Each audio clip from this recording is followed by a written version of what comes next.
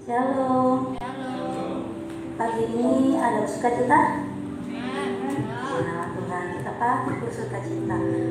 Pagi ini kita bangun dengan tubuh yang sehat. Kita menikmati nafas hidup yang naikkan setiap ucapan syukur, pujian, penyembahan. Karena Dia Allah yang layak ditinggikan, Allah yang layak dipuji, disembah. Terima kasih.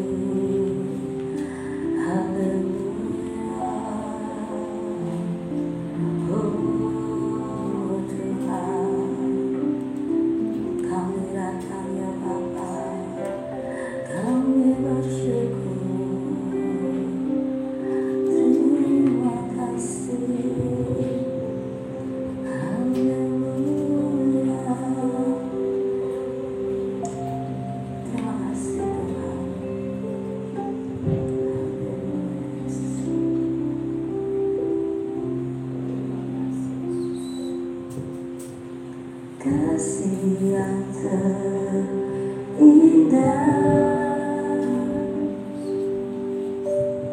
telah ku terima.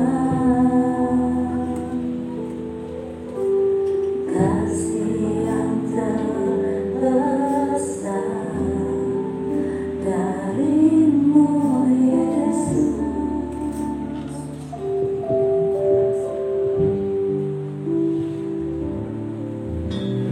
Bukan karena kebaikanku, bukan karena hebatku, namun oleh anugerah kemuliaan Tuhan. Katakan kau baik, engkau baik, engkau baik, sungguh baik bagiku. Engkau mulia, engkau mulia,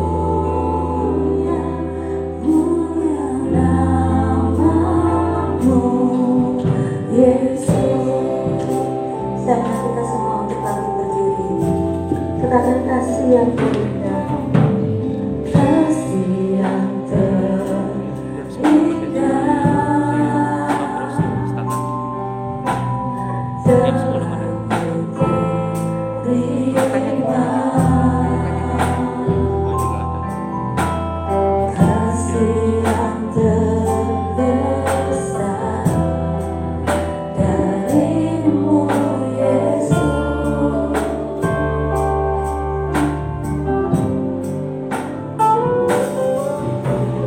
bukan karena kebaikanku, bukan karena hebatku, namun oleh anugerah kemuliaan Tuhan.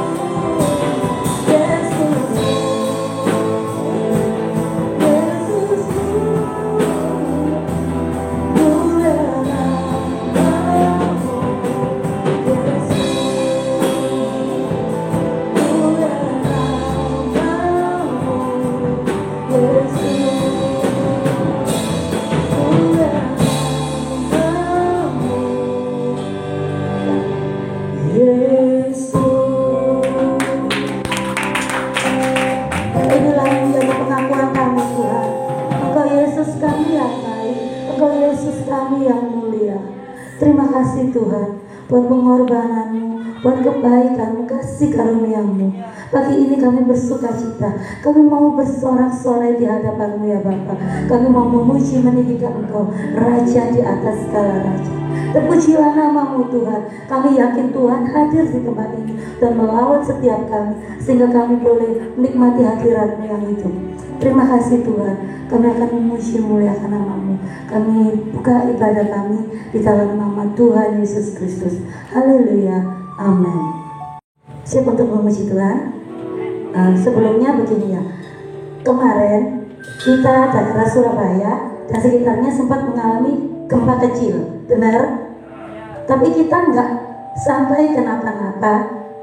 Itu semua karena Tuhan yang menjadi perisai kita. Amin. Dan sebab itu pagi ini mari kita bersuka cita karena Tuhan terlalu baik bagi kita. Kita tidak bisa membalas kebaikan Tuhan, namun kita bisa untuk meninggikan Dia, Raja di atas segala raja.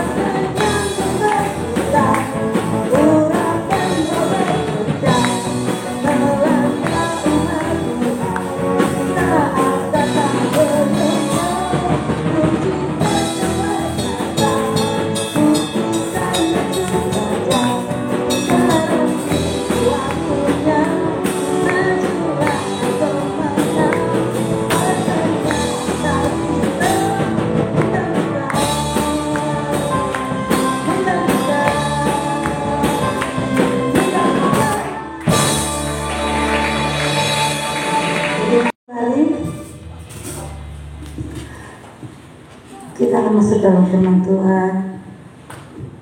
Nah, kita siapkan hati kita. Terima kasih Tuhan. Terima kasih Bapa yang baik.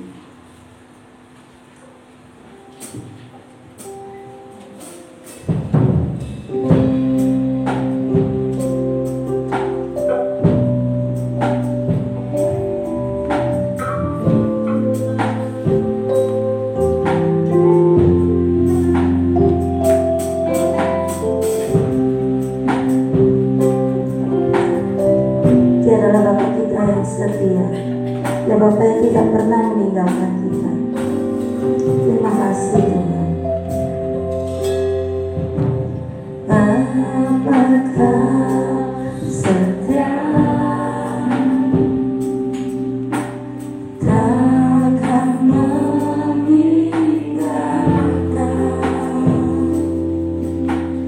dan ku percaya Engkau milikku dan ku milikmu.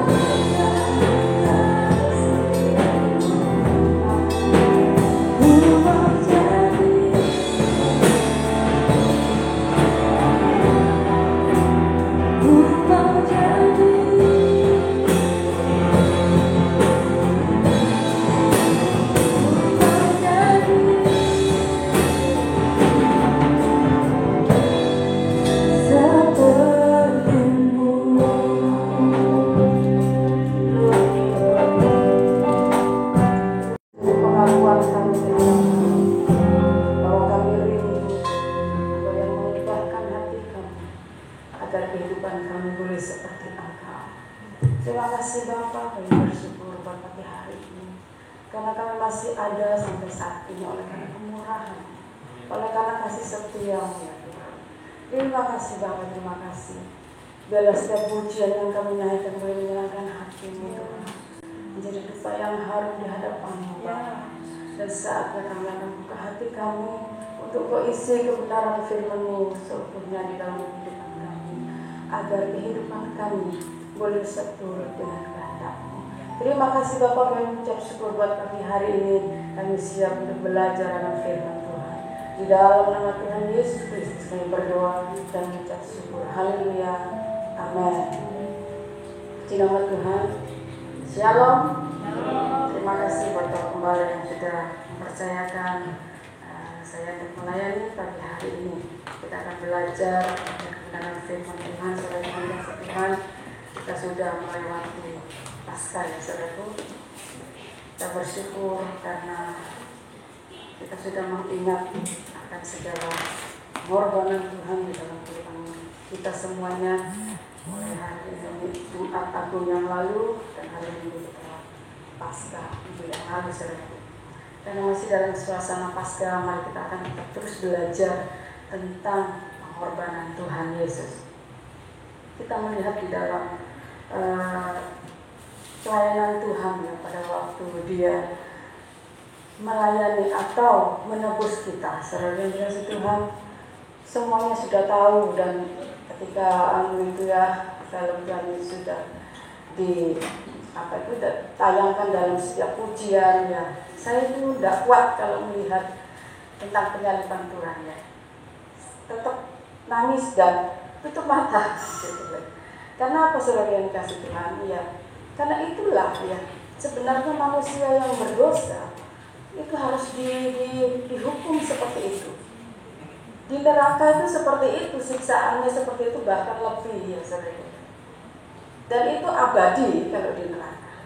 Itu sebabnya Tuhan melakukan hal itu supaya kita tidak masuk ke dalam kebinasaan itu. Nah saudara yang dikasihi Tuhan, itu pengorbanan Tuhan dan semuanya sudah tahu semua, sudah hafal semua tentang jalan salib yang dilakukan Tuhan. Tetapi saudara yang dikasihi Tuhan, seberapakah kita yang melihat pengorbanan itu di dalam kehidupan kita ini? Atau hanya waktu Paskah saja, oh ya Tuhan sudah berkorban untuk saya, Tuhan sudah menebus saya ya. Tapi nanti ketika kehidupan, ketika hari-hari yang kita lalui, waktu yang kita alami, dan persoalan yang kita hadapi, apakah kita goyah, apakah kita ragu, apakah kita melupakan pengorbanan Tuhan? Saudara yang dikasihi Tuhan, biarlah kita tetap terus untuk tetap tinggal dan mempertahankan keselamatan yang Tuhan sudah berikan dengan begitu rupa ya saudara, yang sangat mahal harganya. Nah saudara yang dikasihi Tuhan, pada pagi hari ini saya akan kita akan belajar bersama-sama ketika Tuhan Yesus di atas kayu salib ya. Sebelum jadi salib dia melewati jalan katanya Via Dolorosa itu begitu disiksa ya. Udah dicambuk, pikul salib ya, kepalanya sudah ada duri, coba ya, kena pisau sedikit ada nyeri sampai ke ubun-ubun ya saudara. Itu Tuhan sudah mulai dari kepala dia sudah, dan itu sudah dicambuki, lalu dia harus pikul salib berjalan. Nah saudara yang dikasihi Tuhan, saya lihat itu aja gemetar ya. Harusnya saya yang seperti itu. Kenapa? Karena dosa yang kita miliki. Karena dosa itu harusnya kita yang mengalami seperti itu. Jadi kalau saya lihat itu film itu, kaki saya tuh gemetar ya. Gemetar sampai sekarang. Jadi mesti tutup mata saya. Apalagi ketika cepret, Abdullah ini maknya gitu. Saya tetap merasakan seperti itu. Jadi lebih baik saya di belakang saja ya Pak, mengurusi konsumsi. Tapi bukan saya melupakan Tuhan, tidak saudara, karena saya ya seperti itu. Sepertinya saya yang harusnya seperti itu, tetapi Tuhan kehendak. Itu loh ya saudara yang kasih Tuhan. Nah saudara yang kasih Tuhan, ketika Tuhan sudah melewati itu semuanya dan dia disalibkan, saudaraku. Saat disalibkan juga waktu tangannya ditancapin paku itu saya kadang-kadang aduh gitu ya.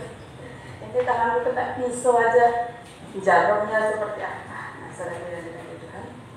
Dan ketika Tuhan sudah di atas kayu salib, sebelum Tuhan menyerahkan nyawanya kepada Bapa di surga, ada 7 perkataan ketika Tuhan di atas kayu salib. Yang pertama, kita melihat di dalam Lukas pasal yang ke-23.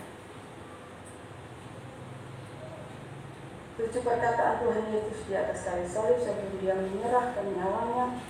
Yang pertama dia katakan, Lukas 23 ayat 34. Yesus berkata, "Ya Bapa, ampunilah mereka, sebab mereka tidak tahu apa yang mereka perbuat." Saudara yang dikasihi Tuhan, kita bayangkan ya saudara, Tuhan sudah mengalami siksaan penganiayaan ya. Sejak dia ditangkap, dia sudah disiksa sampai dia sudah disalibkan. Tuhan bilang, "Ya Bapa, ampunilah mereka, karena mereka tidak tahu apa yang mereka perbuat." Saudara yang dikasihi Tuhan, kasih Tuhan tetap saja walaupun dia dianiaya seperti itu, saudara. Dengan sudah kesakitan, dia sudah tergantung di atas kayu salib, dia bilang, "Ya Bapa, ampunilah mereka, sebab mereka tidak tahu apa yang mereka perbuat." Kenapa? Karena di balik itu semuanya manusia itu dikendalikan oleh kuasa si jahat. Kita berdosa pun atas tipuan si jahat. Memang tidak sepenuhnya, mungkin menurut Tuhan tidak sepenuhnya kesalahan manusia. Cuma hanya kita mengikuti bujukan dari si jahat. Itu makanya Tuhan tetap mengampuni manusia. Dia katakan, "Ampunilah mereka." Saudara yang dikasihi Tuhan, coba saudara yang dikasihi Tuhan, kalau kita yang digitukan, ya saudara, kita jangankan dianiaya seperti Tuhan ya saudara. Misalnya kita ditipu, ya, apakah kita bisa mengampuni? Nah, saudara yang dikasihi Tuhan, kalau kita sudah dirugikan dengan orang, apakah kita bisa mengampuni? Ini Tuhan yang sudah lakukan seperti itu, saudara yang dikasihi Tuhan. Dia masih bisa mengatakan, "Ampunilah mereka." Saudara, kita harus belajar bahwa kita harus bisa mengampuni. Mengapa? Karena Tuhan sudah mengampuni kita.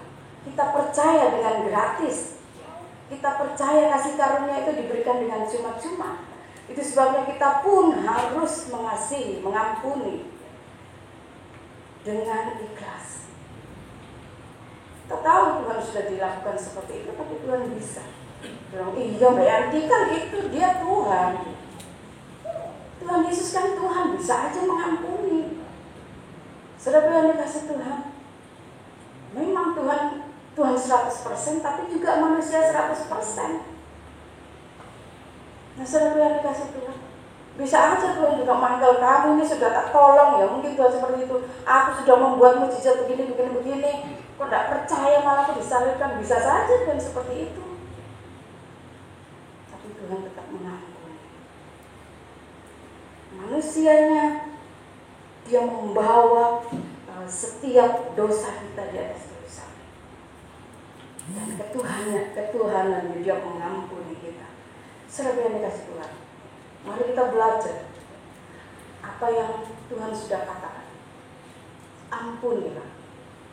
Seberapa besar kesalahan yang saudara alami, saudara yang dikecewakan, seberapa besar itu, mari kita belajar untuk mengampuni. Wah, angel. Kalau disuruh mengampuni, angel. Saudara yang dikasihi Tuhan, kita belajar untuk mengampuni.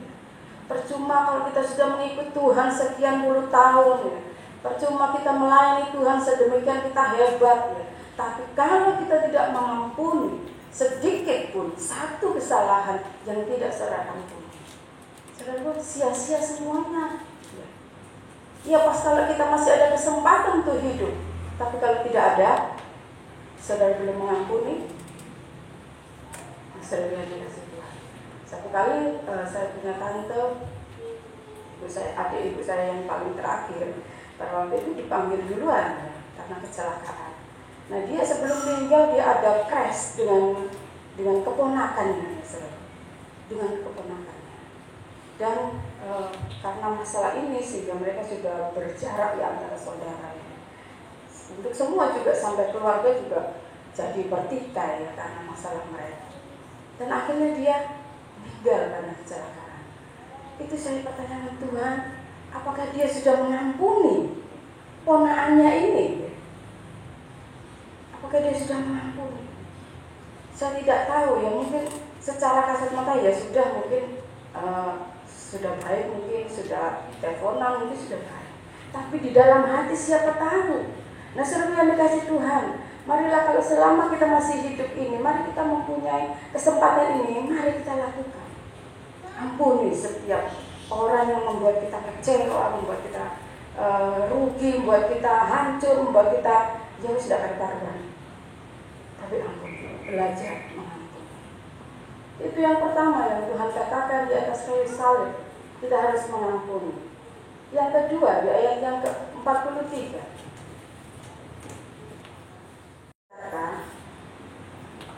Yesus, ingatlah akan aku apabila engkau datang sebagai Raja.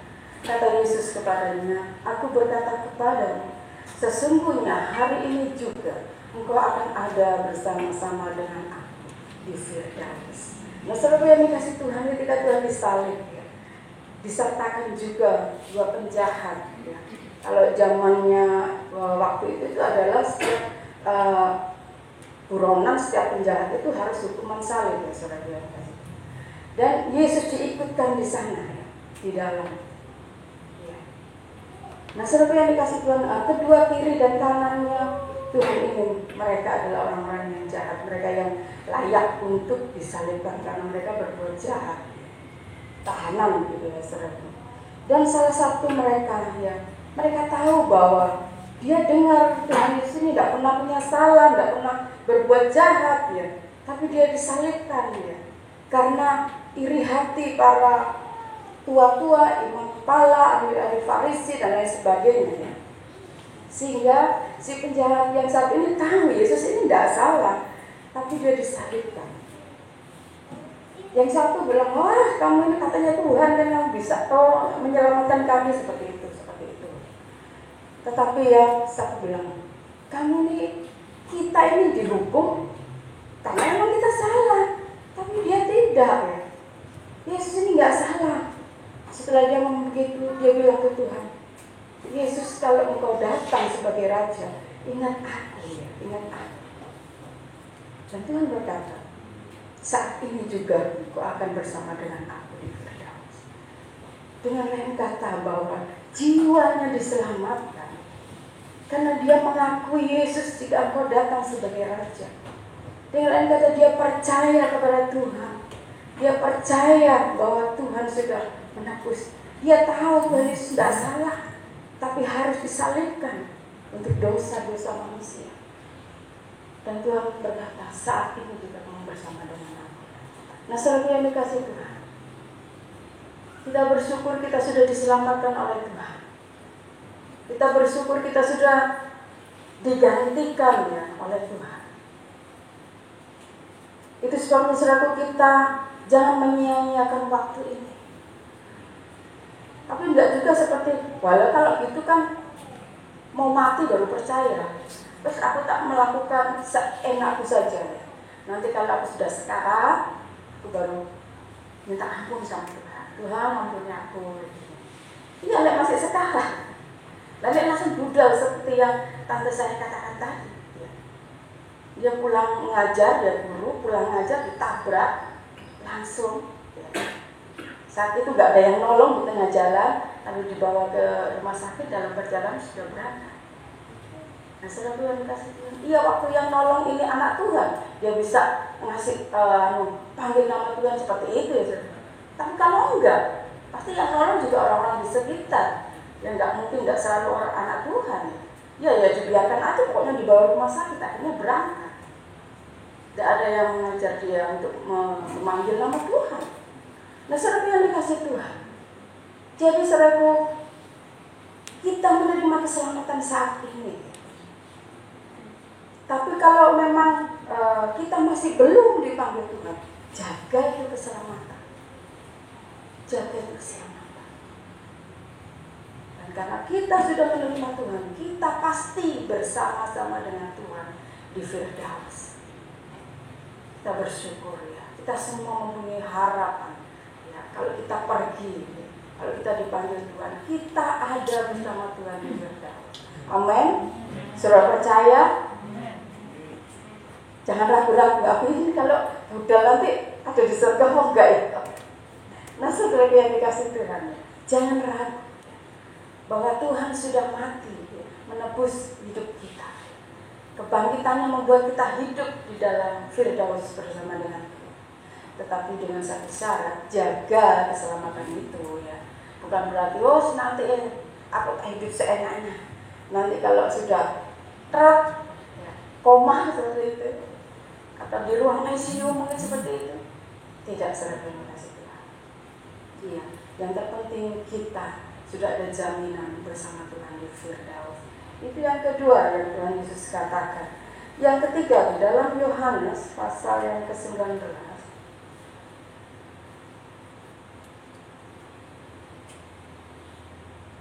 Yohanes pasal ke-19 ayat yang ke-26.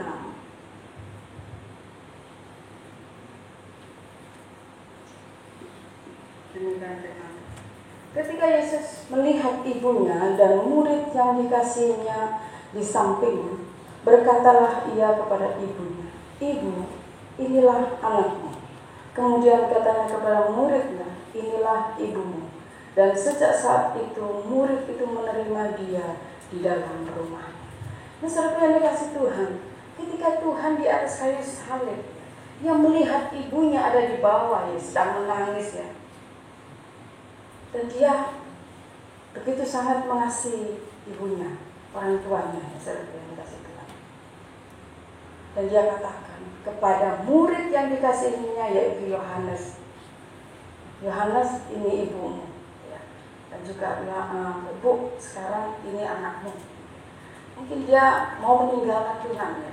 Kita tahu Maria ketika dia dipilih Tuhan untuk menjadi ibu bagi Tuhan Yesus ya. Maria adalah seorang yang juga lembut. Dia menyimpan setiap kata-kata pesan daripada malaikat dalam hatinya. Dia tahu apa yang akan terjadi nanti dengan anaknya ini. Dia tahu walaupun itu bukan anak dari manusia, dari Yusuf juga. Dia tahu ini adalah Allah. Itu sebabnya saudaraku, dia sangat mengasihi anaknya ini. Walaupun saudaraku Yesus tahu, Yesus punya saudara-saudara dengan Bapak Yusuf ya. Melahirkan juga ada saudara anak laki-laki, ada anak perempuan juga. Nah, saudaraku yang dikasih Tuhan. Tetapi Yesus tidak menitipkan kepada saudara-saudaranya. Dia menitipkan kepada muridnya, Yohanes. Nah, saudaraku yang dikasih Tuhan, Tuhan sangat mengasihi orang tuanya. Mungkin saat itu mungkin Yusuf sudah nggak ada ya, sudah meninggal mungkin, karena yang ada cuma ibunya pada waktu itu. Dan Tuhan tahu ya, betapa berat hatinya Maria ya, sampai dia dari awal dia mengandung Yesus ya, dan juga sampai dia membesarkan, dan terakhir dia melihat sendiri bagaimana anaknya disalibkan. Nah, saudara yang dikasih Tuhan, dia tahu, Tuhan tahu perasaan ibunya. Itu sebabnya saudara yang dikasih Tuhan, dia titipkan kepada Yohanes ya, untuk selanjutnya mungkin menghibur ibunya, untuk memperhatikan ibunya. Saudara, Tuhan kita ada Allah, tapi dia tahu berterima kasih pada orang tua. Dia tahu menghormati orang tuanya. Dia menghormati ya, ibu yang sudah melahirkannya, yang membesarkannya. Saudara yang dikasih Tuhan, itu sebabnya saudara kita harus, kalau kita masih punya orang tua, mari kita harus menghargai, menghormati. Baik orang tua masih ibu, orang tua ayah ya, yang masih ada. Kalau saya sudah yatim piatu ya, kasihanlah saya yatim piatu. Nah, selalu yang dikasih Tuhan. Kemarin teman saya ibunya juga meninggal. Tahun yang lalu papanya meninggal dan sekarang mamanya meninggal. Dia histeris ya. Hari Jumat yang lalu saya ikut peti di sana, saudara yang kasih Tuhan. Nah, dia nangis. Ya, karena dia sayang sama mamanya. Ketika mamanya berangkat ya, nangis tidak karu-karu. Nah, saudara-saudaraku, lalu saya katakan, sudahlah, jangan nangis. Itu adalah Tuhan mengasihi dia berangkat dari sekarang. Kamu lihat, saya juga barusan juga ditinggal ibu, saya katakan. Saya juga nangis, tapi ya tidak seperti ini. Itu kan yang terbaik ya. Dia sudah bersama Tuhan, masa kamu tidak percaya mamamu bersama Tuhan? Saya katakan. Iya, saya percaya, sudah. Kan lebih enak dia bersama Tuhan daripada bersama kamu, saya katakan seperti ini. Nah, saudara yang dikasih Tuhan. Saya katakan kita sekarang sudah yatim piatu, ada Tuhan Yesus yang kita punya. Nah, saudara yang dikasih Tuhan, ini adalah kasihnya dia kepada ibunya. Sampai dia histeris begitu nangis. Tapi dia sudah tahu, pada waktu saya ditinggal ibu saya juga, dia yang kasih penghiburan kepada saya. Udah Mbak Yanti ya, relakan begitu. Nah, sekarang dia yang begitu. Ya, dia nangis histeris. Saya katakan, kamu dulu yang bilang padaku ya, relakan, ikhlaskan. Nah, sekarang juga kamu. Ini adalah bentuk kasih sayang kepada orang tua. Demikian Tuhan juga sayang kepada ibunya. Itu sebabnya dia menitipkan ibunya ini kepada Yohanes. Itu yang ketiga yang Tuhan katakan. Jadi kita harus mengasihi orang tua ya. Mungkin orang tua mungkin pernah mengalami yang tidak baik juga dari perlakuan orang tua. Satu hal kita tetap apapun yang terjadi, kita harus mengampuni orang tua. Demikian juga orang tua ya. Jadilah teladan yang baik untuk anak-anak. Orang tua adalah teladan, contoh. Jadi, apa yang dilakukan orang tua itu yang dilakukan anak-anak. Contohnya aja waktu Marcella ya, saya kalau panggil Mat, ya ikut, Mat, gitu, panggil papanya. Akhirnya loh, ya apa ya? Akhirnya ya saya harus panggil papa, jadi dia ikutan papa. Nah seperti itu. Itu adalah anak itu masih kecil.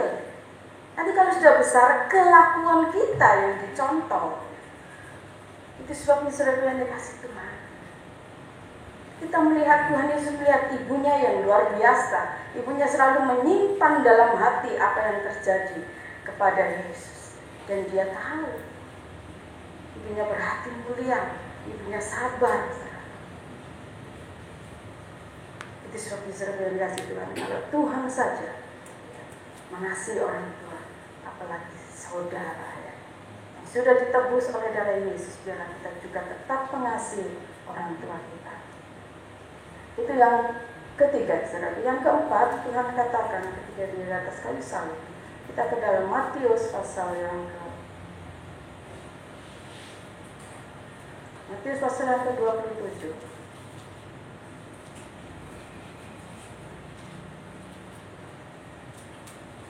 Pasal ke-27 ayat yang ke-46.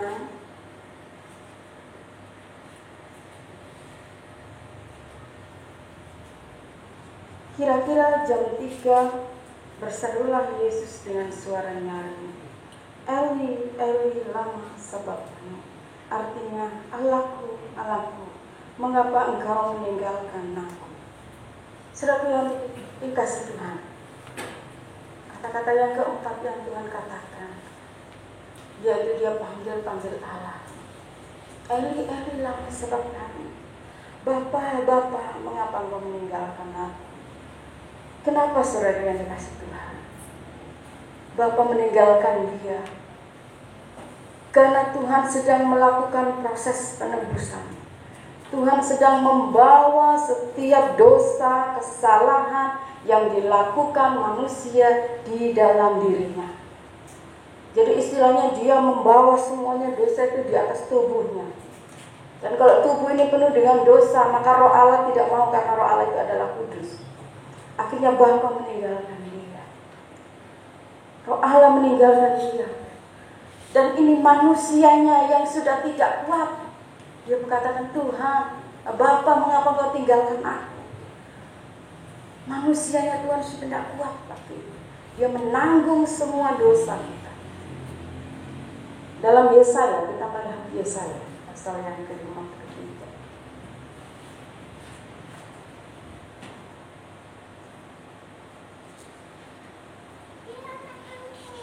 Yesaya pasal yang ke-53 ayat yang ke-4 dan ke-6.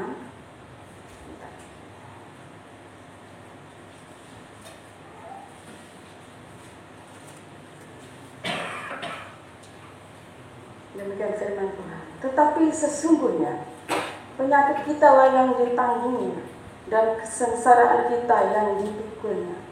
Padahal kita mengira dia kena tulah, dipukul dan ditindas Allah. Tetapi dia tertikam oleh karena pemberontakan kita. Dia diremukkan oleh karena kejahatan kita. Ganjaran yang mendatangkan keselamatan bagi kita ditimpakan kepadanya, dan oleh bilur-bilurnya kita menjadi sembuh. Nah, saudara yang dikasih Tuhan, kesalahan kita ditimpakan kepadanya. Semua kejahatan kita dibawa oleh Tuhan, ditanggung atas dia. Itu sebabnya Allah meninggalkan dia, dan dia tidak kuat, dia panggil Allah. Ya. Bapak mengapa meninggalkan aku? Nah, saudara yang dikasih Tuhan, itu sebabnya jangan sekali-kali kita tidak menghargai Tuhan. Kita menjadi Kristen anak Tuhan yang begini-begini saja. Betapa Tuhan menebus kita itu luar biasa. Jadi jangan dianggap remeh apa yang Tuhan lakukan. Jangan dianggap remeh iman kita kepada Tuhan.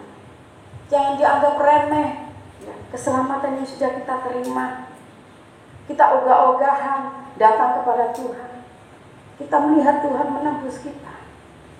Saya kalau membaca ini saya tidak bisa ngomong apa-apa lagi. Apa yang dapat manusia lakukan untuk kembali kepada Allah tidak akan bisa. Sudah lakukan dengan kebaikan. Manusia di luar sana dia berbuat baik, dia tidak pernah menyakiti manusia, bahkan hewan pun dia tidak bisa menyakitinya. Kenapa? Karena dia mau hidup kembali dalam kekekalan. Tapi itu tidak bisa. Kita hidup dalam surga harus melalui jalan salib. Dan tidak ada manusia pun yang dapat mengerjakan selain Tuhan. Dan Tuhan sudah menyelesaikan itu semua.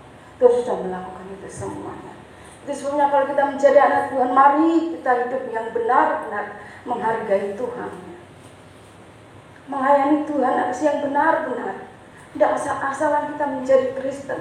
Tidak asal-asalan kita melayani Tuhan. Banyak kali kita sudah mendengar firman Tuhan. Bagaimana sikap hidup kita sebagai anak Tuhan, sebagai pelayan Tuhan.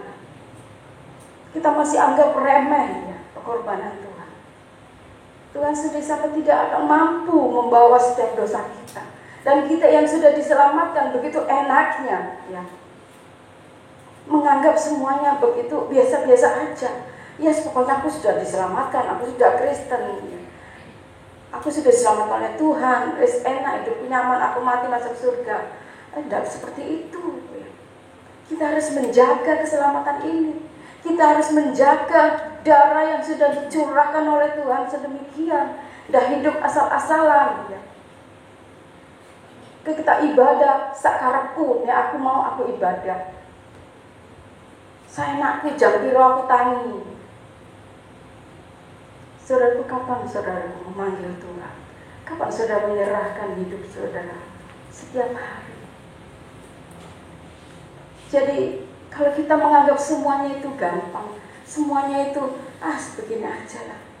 Saudaraku, semuanya saudara anggap tidak berharga kematian itu, tidak berharga apa yang Tuhan lakukan.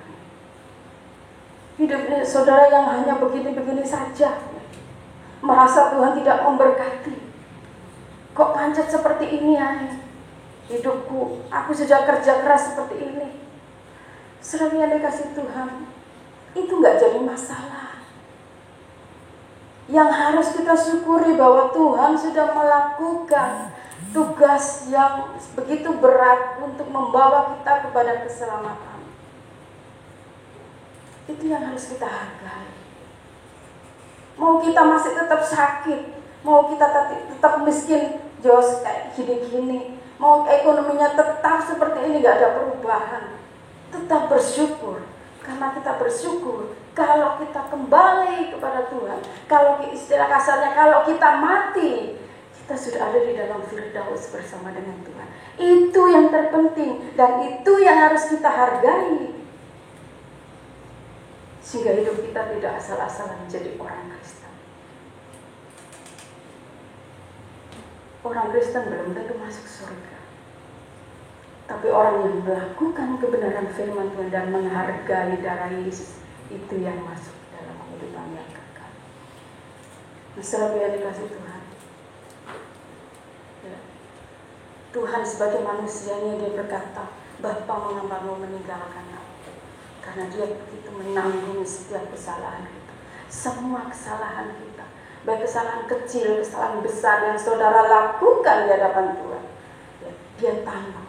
Ketika saudara minta ampun kepada Tuhan dan tidak melakukannya lagi, dan hidup di dalam kebenaran, hidup sesuai dengan kehendak Tuhan, Tuhan hapuskan semua itu. Dosa apapun yang saudara lakukan, yang menurut saudara mungkin sangat besar, ya. Firman Tuhan kata, sekalipun dosamu merah seperti kirmisi, bahkan hitam sekalipun dosamu, Tuhan bisa hapuskan itu. Dengan iman kita percaya bahwa dosa kita sudah ditanggung di atas kayu salib. Nah, saudara yang dikasih Tuhan, biarlah kita bersama-sama menghargai apa yang kita sudah lakukan. Itu perkataan yang keempat. Perkataan yang kelima di atas kayu salib yang katakan, kembali kita ke Yohanes. Yohanes pasal 19 ayat yang ke-28.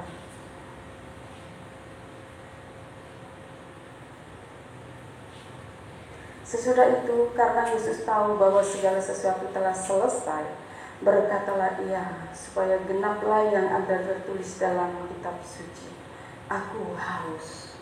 Nah, ketika Tuhan sudah dianiaya, ya namanya juga manusianya, saudaraku, dia kehausan di atas kayu salib, dia bilang aku haus. Dan sangat tega mereka memberi air yang bercampur cuka. Memang menurut pasukan itu harus dikasih cuka, minum cuka supaya dia kuat katanya. Karena derita atau pukulan yang dialami begitu rupa. Tetapi saudara yang dikasih Tuhan, secara manusia ya memang haus, ya mulai dari berapa Tuhan di kemarin mungkin dia sudah tidak dikasih minum, dia dianiaya terus sampai di atas kayu salib, nggak ada yang reken dia kasih minum. Kalau kita dilihat di filmnya dia jatuh, ada perempuan-perempuannya, murid-murid Tuhan kasih dia minum. Tapi sebelum Tuhan minum, ditendang sama si pasukan.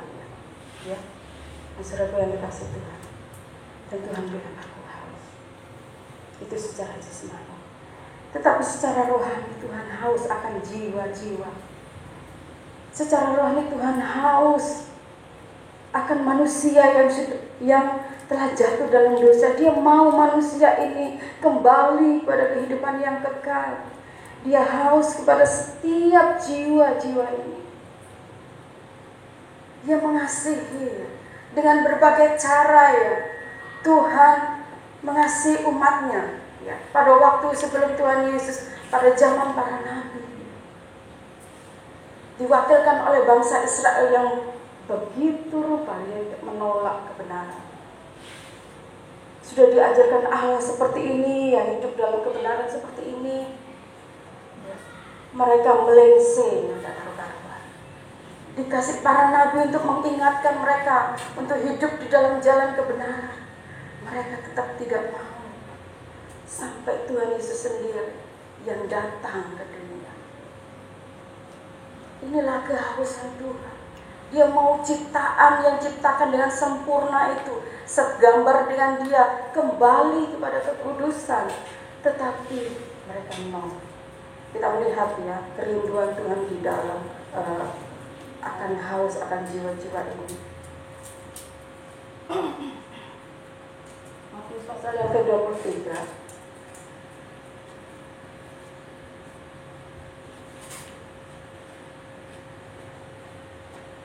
Matius 23 ayat yang ke-37.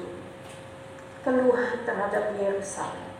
Yerusalem, Yerusalem, engkau yang membunuh nabi-nabi dan melempari dengan batu orang-orang yang diutus kepadaku.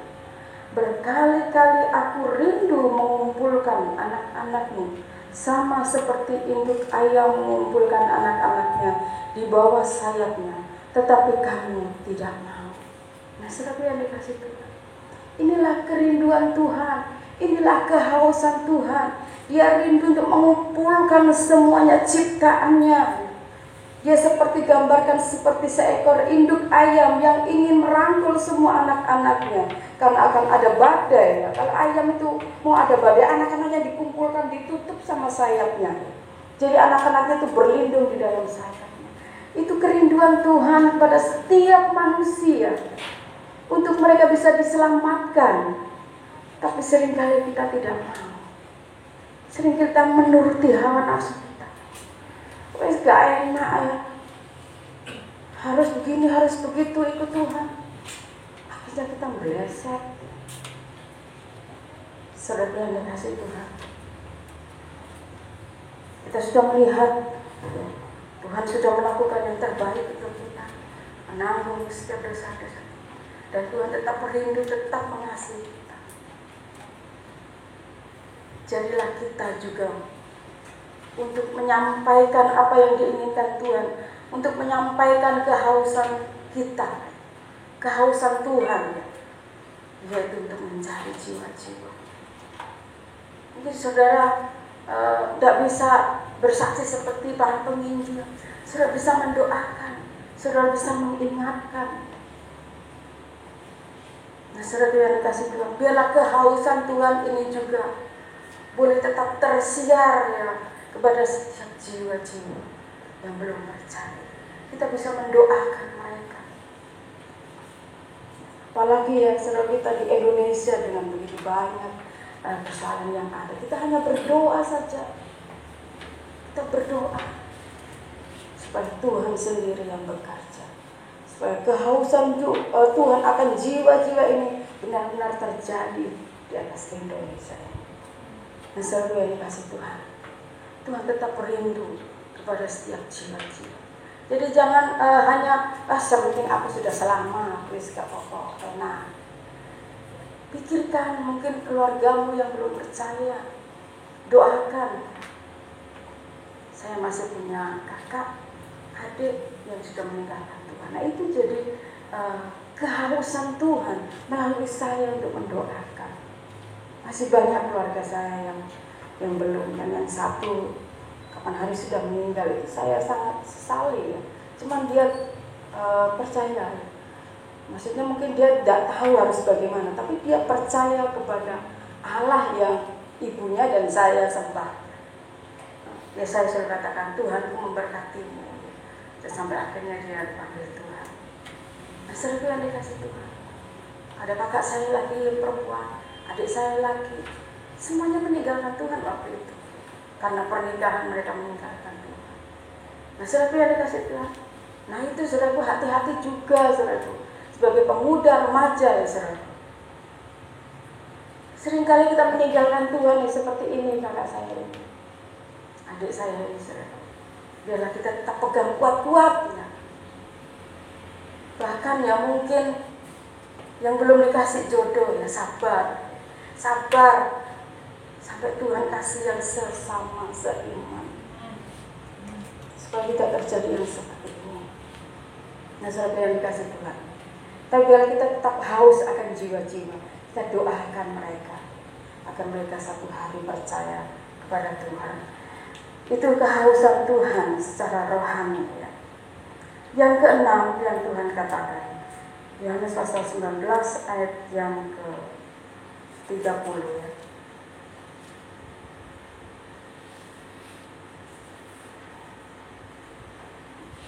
Kita kembali ke Yohanes ayat yang ke-30.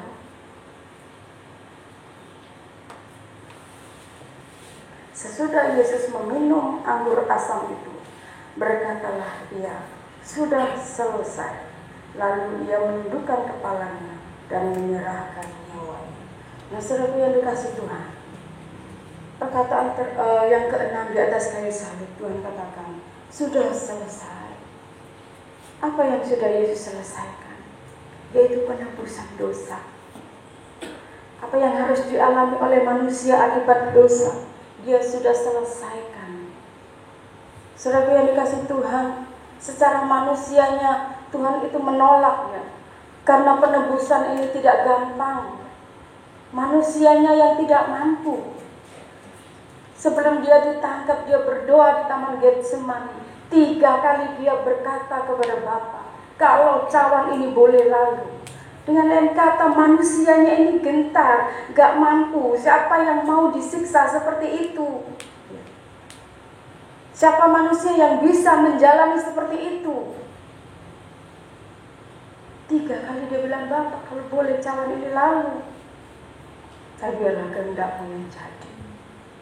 Saudara yang dikasih Tuhan. Dan dia lewati itu semuanya. Dan di atas kayu salib dia katakan, sudah selesai. Begitu rupa Tuhan menyelesaikan apa yang harus kita lakukan. Tuhan sudah selesaikan. Apa yang sudah kita lakukan kepada Tuhan? Tuhan sudah menyelesaikan semuanya begitu sempurna. Nah, saudara yang dikasih Tuhan, peristiwa Paskah jangan berlalu begitu saja. Setiap hari harus kita lakukan. Setiap hari kita harus ingat, ya, Tuhan menebus kita dengan begitu rupa. Dan dia katakan, sudah selesai. Penyiksaan Tuhan yang begitu rupa, yang harus kita syukuri. Karena Tuhan menyelesaikan itu semuanya. Seandainya Tuhan tidak melakukan itu, Tuhan menolak, Tuhan lalukan, Bapa cawan ini lalukan daripada. Saudaraku, seandainya Bapak izinkan, ya bagaimana? Kita tetap hidup di dalam kebinasaan. Tapi untuk itulah Tuhan Yesus datang ke dalam dunia, untuk menyelesaikan dosa kita dengan cara yang tidak gampang. Nah, saudara yang dikasih Tuhan, ketika dia sudah menyelesaikan semuanya, dia katakan sudah selesai. Sudah selesai penebusan itu. Untuk kita hanya percaya saja. Percaya dan lakukan. Jaga keselamatan itu. Itu saja yang Tuhan mau. Supaya kita bisa hidup kekal bersama Tuhan di Firdaus. Yang terakhir, perkataan yang ke-7. Di dalam Lukas saja, kita lihat di dalam Lukas. Lukas pasal yang ke-23. Kembali ke ayat yang tadi pertama. Lukas ayat yang ke-23, pasal 23 ayat 46. Lalu Yesus berseru dengan suara nyaring, ya Bapa, ke dalam tanganmu kuserahkan nyawaku. Saudara yang dikasih Tuhan, ketika dia sudah menyelesaikan semuanya, dia kembali kepada Bapa. Dia menyerahkan nyawanya, dia menyerahkan rohnya kepada Bapa. Dan saat itu dia sudah menyelesaikan semuanya, dan dia kembali kepada Tuhan. Nah, saudara yang dikasih Tuhan, Tuhan menyerahkan nyawanya. Ketika dia sudah menyelesaikan semuanya, begitu rupanya saudara yang Tuhan sudah kerjakan. Tetapi dia tidak hanya mati begitu saja. Ini adalah proses penebusan dosa. Dan bahagianya lagi, pada hari yang ketiga, dia bangkit, dia hidup. Dia masih mempunyai tubuh, tapi tubuh kemuliaan. Tubuh yang sudah disiksa, yang sudah dedel duel, ya, disiksa lagi. Sudah hilang, sudah sempurna. Dan saudara dan saya akan mengalami seperti itu. Mengalami tubuh yang sempurna ketika Tuhan datang dan mengangkat. Itu sebabnya saudara yang dikasih Tuhan, biarlah kita mempertahankan keselamatan ini, menjaga keselamatan ini, mengerjakannya, menjaga hari lepas hari. Kita menjaga jiwa kita menjaga emosi kita menjaga pikiran kita, agar kita tetap hidup berkenan kepada Tuhan, supaya pengorbanan Tuhan tidak sia-sia begitu saja. Dan ketika waktunya kita pulang, entah kita tidak tahu kapan ya, sampai kapan umur kita, tetapi biar kita nanti bersama-sama bertemu di sorga, dan kita mengalami tubuh kemuliaan yang seperti Tuhan alami. Saudara yang dikasihi Tuhan, 7 perkataan yang sudah Tuhan katakan di atas kayu salib, 7 berbicara tentang kesempurnaan. Tuhan sudah menyelesaikan semuanya itu dengan sempurna, menebus kita dengan sempurna. Itu sebabnya kita harus menjaganya. Saudara yang dikasihi Tuhan, kita bersyukur karena Tuhan sudah menyelesaikan penebusan untuk kita dengan begitu sempurna. Puji nama Tuhan. Saudara yang kasih Tuhan, saya tidak perpanjang firman dan saya kembalikan kepada Bapak Gembala. Haleluya.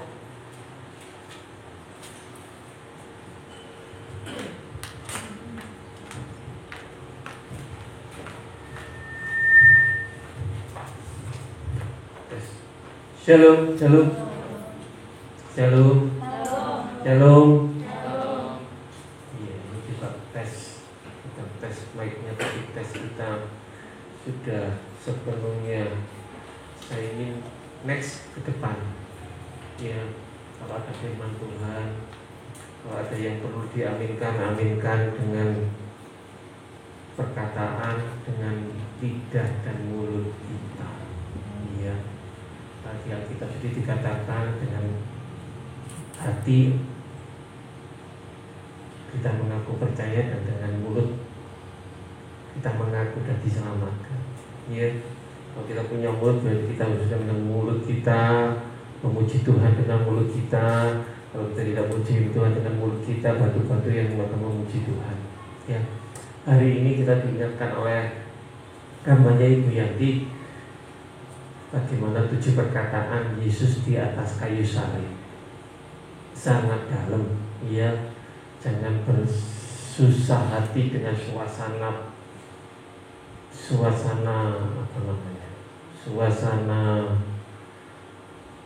di atas kayu salib. Tapi coba kita renungkan setiap minggu, setiap saat, pada waktu kita bersaat teduh, apa yang kita dapatkan, katakan sama Tuhan, apa rema apa Tuhan hari ini.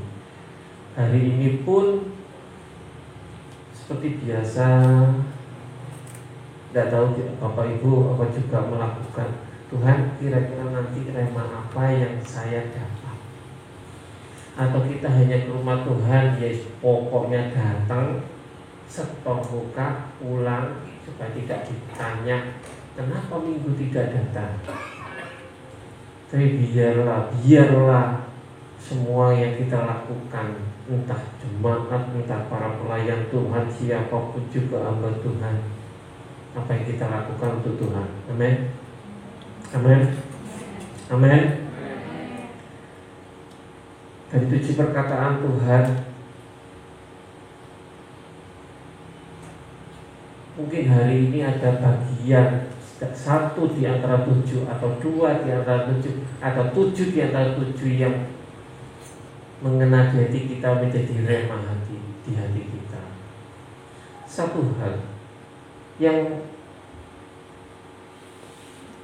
kata yang pertama, ya mungkin kita tidak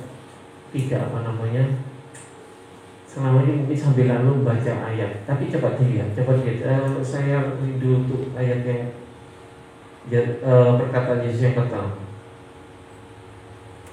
Tadi di Yohanes berapa tadi? Ia membuang undi. Indonesia bisa di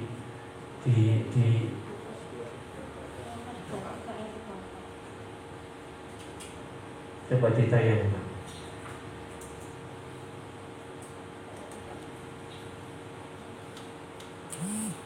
Ya. Dikatakan Yesus berkata, "Ya Bapa, ampunilah mereka, sebab mereka tidak tahu apa yang mereka perbuat." Dan mereka membuang undi untuk membagi pakaiannya. Mungkin seringkali yang dikhotbahkan oleh hamba-hamba Tuhan yang kita terima, ampunilah dan mengampuni. Ya. Tapi untuk kalimat yang kedua, dan mereka membuang undi untuk membagi pakaiannya. Bagaimana perasaan Yesus?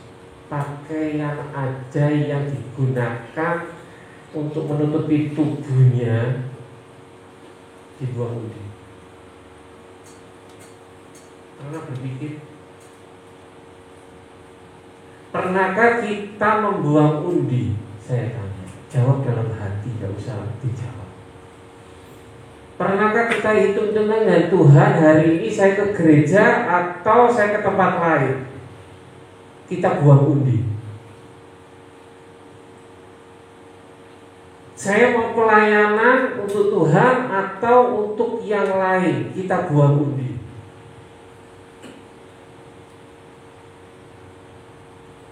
Untuk saat teduh tidak ada yang tahu para pelayan Tuhan di sini saat teduh atau tidak di rumah.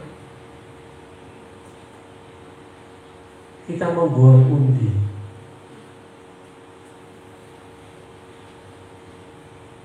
Berdoa atau tidak, melakukan kehendak Tuhan atau tidak. Tidak ada yang tahu, tapi engkau sendiri yang tahu bahwa kita sering membuang undi untuk hal-hal hitung-hitungan sama Tuhan.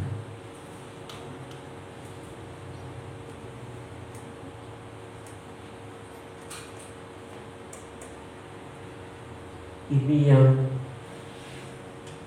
makanya Tuhan berkata, ampunilah mereka.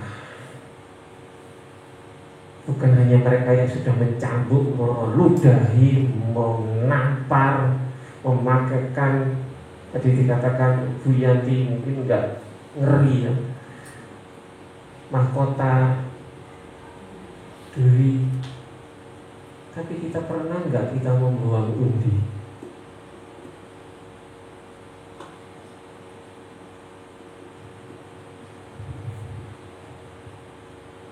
Biarlah kita merenungkan hari ini dalam sekali firman Tuhan.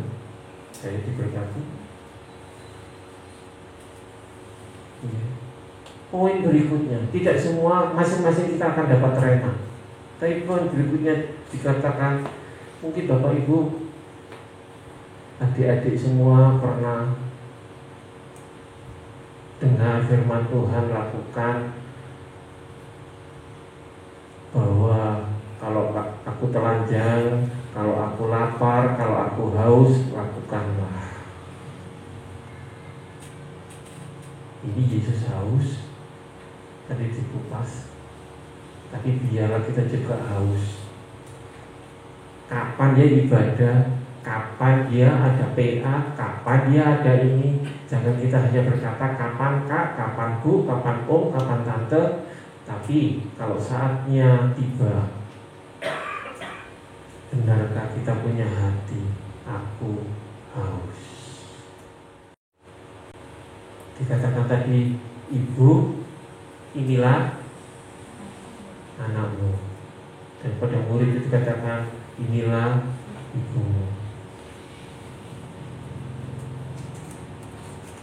Apakah kita sudah menghormati pimpinan kita? Saya undang. KRH berdiri.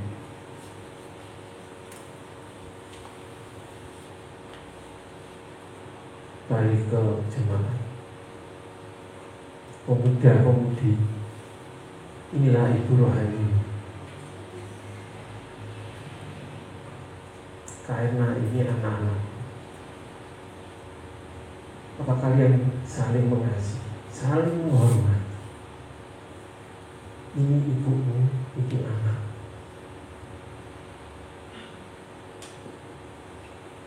Ibu kembali bisa berdiri, bisa balik ke jemaat. Mungkin kita tidak bisa melihat Tuhan di surga,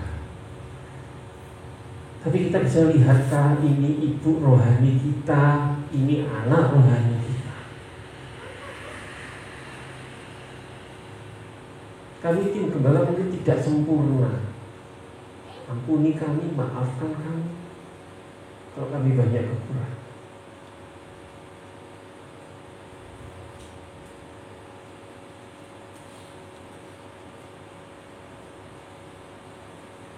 Saya tidak akan mengatakan berapa banyak mungkin yang karena tim gembala lakukan, biar Tuhan minta. Dan biarlah jemaat mengasihi. Selama masih ada kesempatan, silakan duduk. Selama masih ada waktu, sehingga genaplah firman Tuhan. Tuhan, kami tidak pernah melihat Engkau lapar, tidak pernah melihat Engkau haus. Tapi lakukan kepada siapa yang Tuhan kasih, beri di hatimu.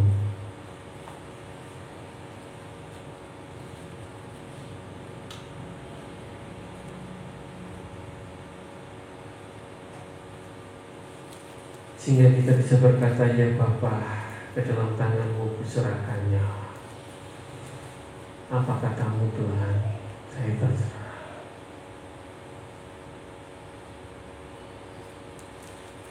Mengenai pengampunan, bisakah kita mengampuni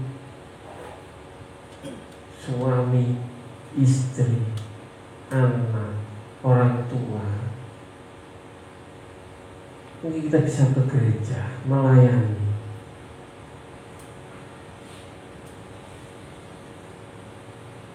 Tapi kalau kita tidak bisa mengampuni, dikatakan iman tanpa perbuatan adalah mati.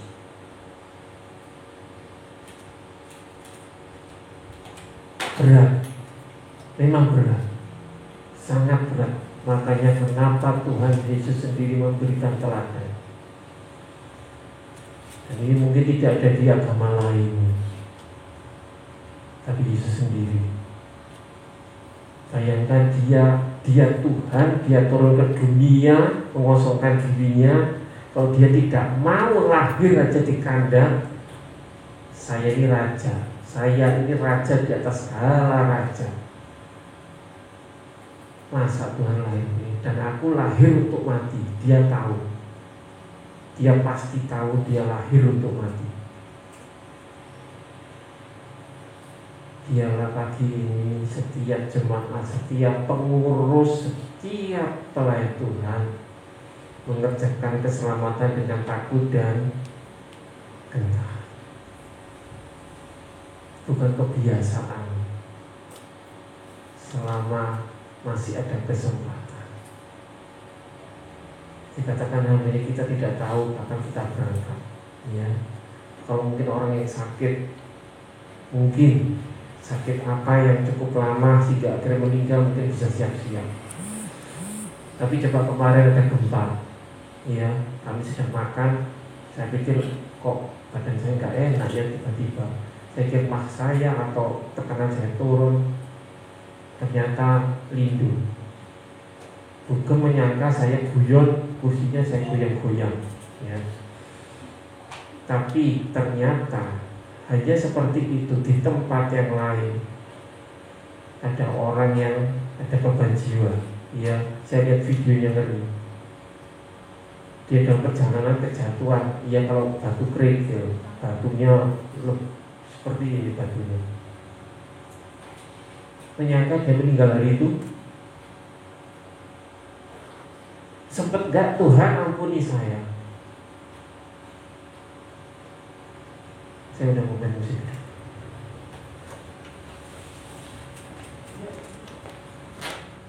Bayangkan mungkin saya mau iring Yesus. Saya kata itu lagu sangat lama. Tidak dibantu. Bukan bisa bantu untuk angkat lagu. Tidak tahu dia atau apa ya. Saya mau iring Yesus. Seberapa kita mengenal bukan hanya tahu ini, bahwa kita benar-benar mengaku Yesus adalah Juru Selamat dan Tuhan. Seberapa kita mengerjakan keselamatan dengan takut dan gentar, ataukah kita masih membuang undi?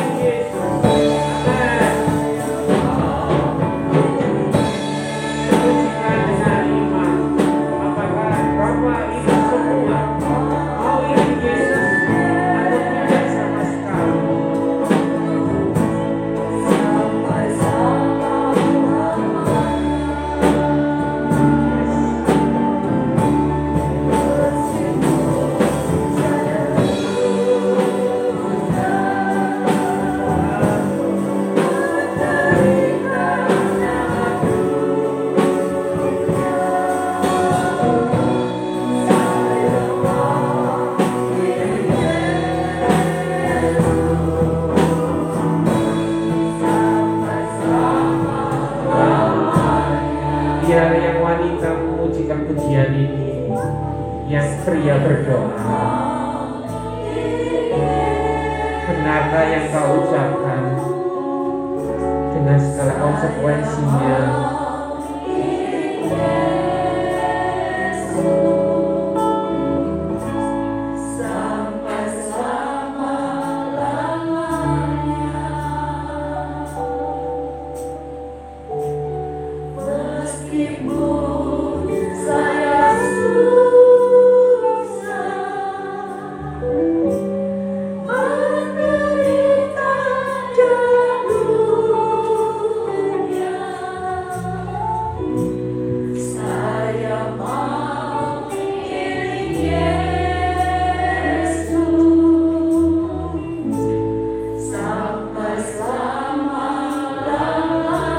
Kaum pria yang memujikan pujian ini, kaum wanita berdoa,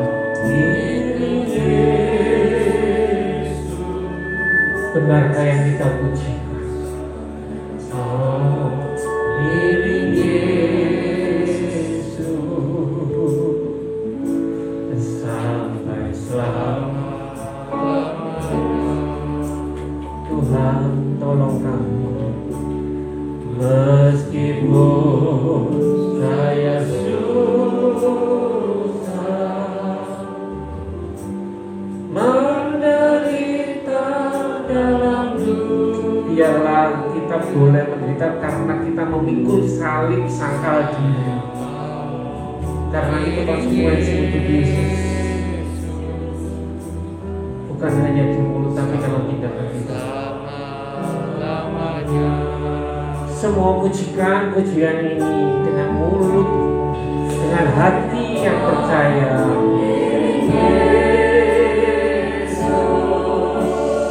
Lihatlah pengorbanan Yesus di kayu salib.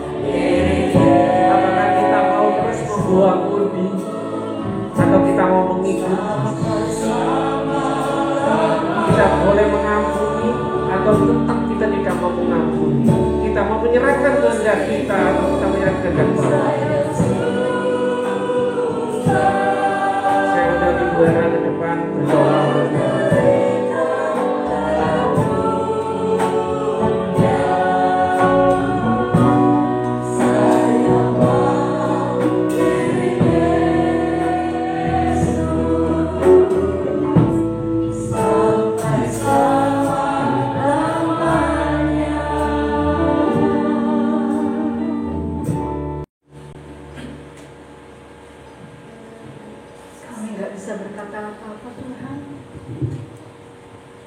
Selain kami mengucap syukur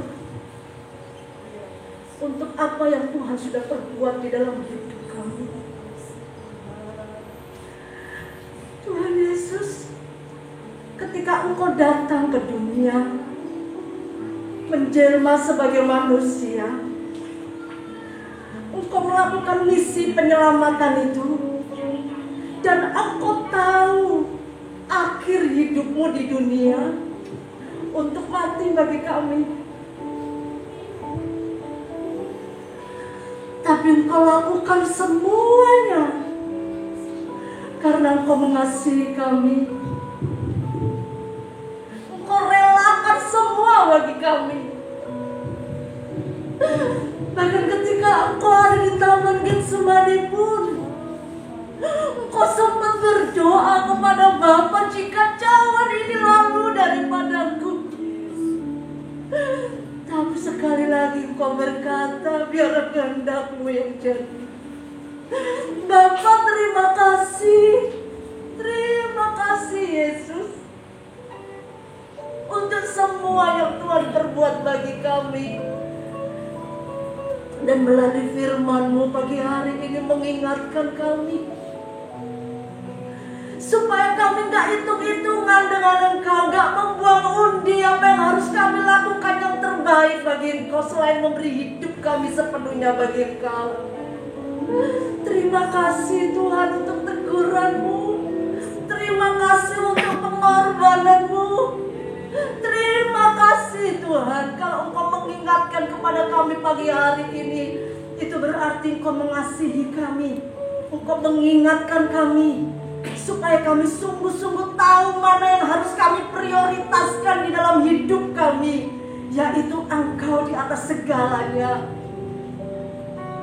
Kalaupun toh kami harus menderita, Engkau sudah memberi teladan bagi kami. Engkau mengiring sampai mati di atas kayu salib. Dan biarlah itu menjadi contoh bagi setiap kami. Kalaupun toh kami harus mengalami banyak hal, menderita bagi Engkau Yesus Kristus, kami mau katakan kepadamu, jadilah kehendak-Mu bagi kami Tuhan. Bukan kehendak kami yang jadi, tapi kehendak-Mu. Terima kasih Tuhan, terima kasih buat pagi yang luar biasa ini. Kamu memberkati hamba-hamba-Mu yang Tuhan pakai untuk mengingatkan kami kembali, untuk kami tetap ada di dalam pusat kehendak-Mu, melakukan apa yang Tuhan mau sampai titik darah penghabisan. Kami tidak akan pernah melepaskan iman percaya kami. Kami belajar menomorsatukan Engkau, mengikuti firman-Mu, mengampuni orang-orang yang telah membenci kami, menyudutkan kami, menyalahartikan kami. Kami mengampuni mereka semua seperti Engkau juga mengampuni mereka Tuhan. Terima kasih Bapak, terima kasih. Terima kasih. Engkau terus membawa hamba-Mu Ibu Yanti mengalami perjumpaan demi perjumpaan dengan Engkau dalam hidupnya. Pakai kehidupan hamba-Mu dimanapun hamba-Mu berada. melalui kesederhanaannya, melalui segala sesuatu yang dia lakukan, semua orang melihat Yesus di dalam dirinya, sehingga banyak jiwa-jiwa diselamatkan. Berkati hamba-Mu, berkati rumah tangganya, berkati apa yang dia kerjakan. Tuhan buat semuanya berhasil. Terima kasih Bapa, terima kasih Tuhan Yesus. Kami mengucap syukur buat pagi hari ini, dan kami sambut kebenaran. Kami siap lakukan dalam hidup kami, untuk sungguh-sungguh nama Tuhan dipermuliakan dalam hidup kami. Dalam nama Yesus kami berdoa dan kami mengucap syukur. Haleluya, amin. Terima kasih untuk pagi hari ini Tuhan. Kami boleh datang di hadirat-Mu, kami boleh memuji, kami boleh menyembah Allah kami yang luar biasa, pencipta alam semesta. Tuhan, terima kasih. Dan kami sudah juga mendengar firman Tuhan yang dibawakan oleh hamba-Mu. Biarlah benih firman itu Tuhan tumbuh subur di hati kami, oleh karena Roh Kudus yang menumbuhkan. Dan kami melakukan firman Tuhan, bukan hanya kami dengar, tapi Tuhan, kami boleh mengerjakan keselamatan itu dengan takut dan gentar. Kami boleh mengerti kehendak-Mu dan kami melakukan kehendak-Mu Tuhan. Terima kasih Bapak, terima kasih. Ampuni kami Tuhan. Karena kalau kami mengampuni sesama kami, Engkau akan mengampuni kami. Ampuni kami yang kami sering membuang, sering kami ragu, sering kami bingung. Kami memberikan persembahan atau tidak, kami memberikan perpuluhan atau tidak, atau kami menolong seseorang atau tidak, atau kami ke ibadah atau tidak, berdoa saat teduh atau tidak. Tuhan, biarlah manusia roh kami semakin kuat dan semakin kuat. Memang tubuh kami lemah Tuhan, tapi biarlah manusia roh kami dikuatkan oleh Roh Kudus-Mu, sehingga kami mampu untuk melakukan kehendak-Mu. Terima kasih Bapak, terima kasih. Terima kasih untuk perayaan Jumat Agung dan Paskah sudah dilakukan minggu lalu. Terima kasih untuk setiap panitia Tuhan, Kau yang memberkati mereka, jerih lelah mereka tidak pernah sia-sia. Ya juga untuk orang-orang Lewi yang hari bertugas Tuhan, para pelayan-Mu Tuhan yang memberkati mereka, yang sudah memberikan persembahan, Tuhan yang memberkati mereka berkali-kali lipat. Terima kasih Bapak, terpujilah dan terpujilah nama-Mu. Kami tetap berdoa Indonesia, khususnya untuk kota Surabaya tercinta. Biarlah Tuhan, kalau boleh kami berdoa, virus corona segera berlalu. Kami boleh Tuhan, setiap kalau ada kesempatan kami divaksin. Tapi yang kami percaya kuasa darah-Mu Tuhan tutup bungkus kami. Dan Tuhan, terima kasih kalau kemarin Surabaya meskipun bergoyang Tuhan, tapi Tuhan, kami semua selamat, tidak kekurangan suatu apapun. Biar itu menjadi peringatan bahwa kami harus selalu melekat erat kepada-Mu Bapak. Terima kasih Bapak, Engkau baik, dan Engkau baik. Terpujilah nama-Mu. Kami terus berdoa Tuhan, biarlah tutup bungkus Indonesia, tutup bungkus keluarga kami masing-masing, tutup bungkus setiap jemaat dengan perlindungan yang daripada Tuhan. Terpujilah nama-Mu. Kiranya berkat sukacita, damai sejahtera dari Allah Bapa di surga, di dalam anaknya yang tunggal, Tuhan kami satu-satunya, Tuhan Yesus Kristus, serta persekutuan Roh Kudus, kiranya memberkati, menyertai, melindungi setiap jemaat yang takut-takut Tuhan, yang percayakan Tuhan, mulai saat ini, siang ini, sampai para kata Yesus datang kembali. Dalam nama Yesus kami tercurah. Haleluya. Amin. Segala puji syukur bagimu, ku berikan nama-Mu selalu, kemuliaan hanya bagimu.